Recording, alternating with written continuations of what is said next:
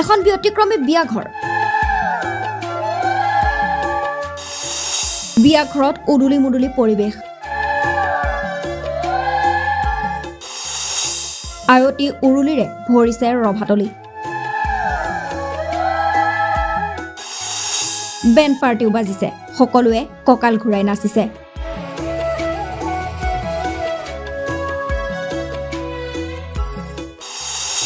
হাঁহি ধেমালিৰে ৰমক জমক বিয়া ঘৰ। পিছে দৰা কৰ, কইনা হ'ব কোন? এনেকুৱা বিয়া চাগে আপুনি কাহানিও দেখা নাই, নতুবা শুনা নাই। এখন ঘৰত আয়তী উৰুলিৰে ভৰি পৰিছে। সকলোৱে সাজি কাচি বিয়া খাবলৈ আহিছে।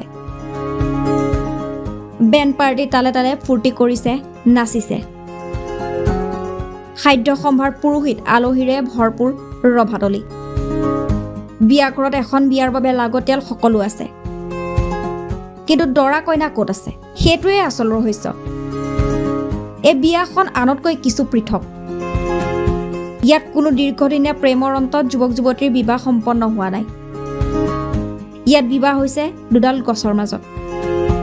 বৰপেটা জিলাৰ নগাঁৱত দুডাল গছৰ মাজত সম্পন্ন হৈছে বিবাহ। নগাঁৱৰ মহিম দত্ত বায়নৰ ঘৰত এডাল বটগছ আৰু আহত গছৰ বিবাহ সম্পন্ন হয়।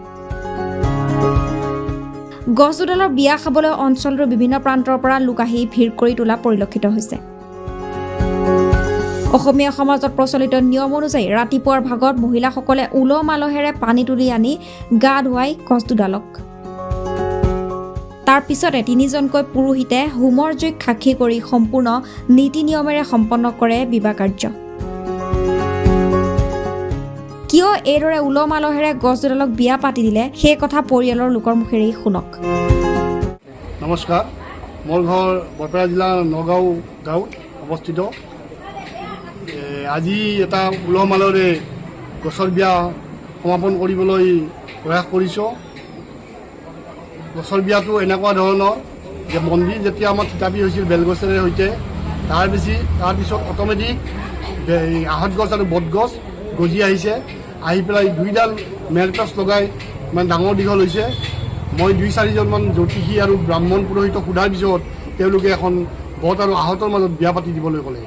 সেই হেতুকে তেওঁলোকৰ পৰামৰ্শ আগত লৈ পেলাই মই আজি মানে বট আৰু আহত গছৰ বিয়া পাতিবলৈ প্ৰয়াস কৰিছোঁ।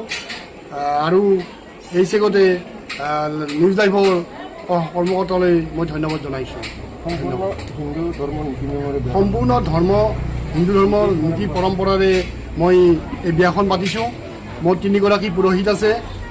মানে হিন্দু বিয়া মানে ৰীতি নীতিৰে পানী তোলা হৈছে আৰু গোটেইখিনি হৈছে ৰাতি হোমযজ্ঞ হ'ব। ৰাতি 6:30-7টা বজাত হোমযজ্ঞ কৰা হ'ব আৰু গোটেইখিনি মই হিন্দু নীতি নিয়মে গোটেই গাঁৱৰ মানুহখিনি উপস্থিত আছে। গোটেই মানুহখিনিয়ে মোক সহযোগ কৰিছে আৰু তেওঁলোকক ধন্যবাদ জনাইছোঁ। মতা নমতা কথা নাই, গোটেই মানে আগবাঢ়ি আহিছে মানুহখিনিয়ে।